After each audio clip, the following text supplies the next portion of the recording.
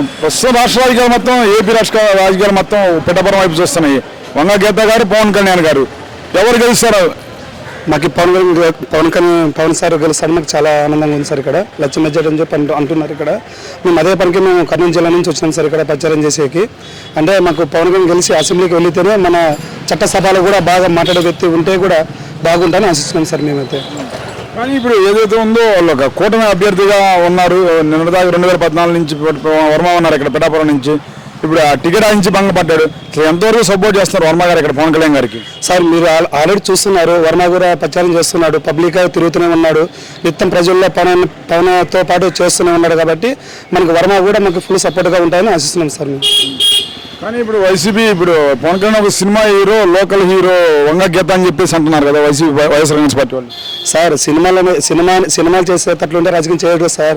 అవలు విడిచిపెట్టి ప్రజల కోసమే దాదాపు గంట 2014 నుంచి 2024 వరకు ప్రజల్లో తిరుగుతూ ప్రజల సమస్య తెలుసుకుంటూ ఉన్నాడు కదా సార్. ఎవరు లోకల్ని తెలుస్తారు సార్ అలా ఆటోమేటిక్గా.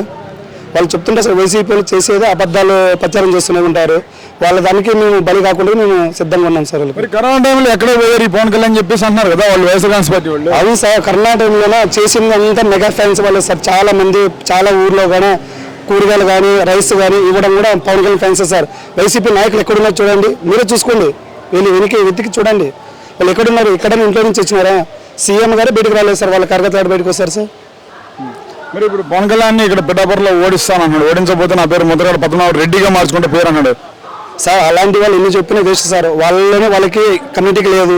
పవన్ కళ్యాణ్ ఓడియాలంటే యువత కాదు. పిఠాపురంలో లక్ష మెజార్టీ గ్యారంటీ అని చెప్పి మేము మనసులో చెప్తున్నాం సార్. ఇక్కడ చూస్తే మరి వంగ గీత గారికి ఇంతవరకు ఇక్కడ ఓటమే లేదు కదా ఆమెకి. అవును సార్, అక్కడ కరెక్ట్ క్యాండిడేట్ లేనప్పుడు మామూలు గెలుస్తుంటారు సార్. ఆయనకు కూడా ప్రజారాజ్యమే కదా సార్, ఆమెకు కూడా ఇచ్చింది లైఫ్.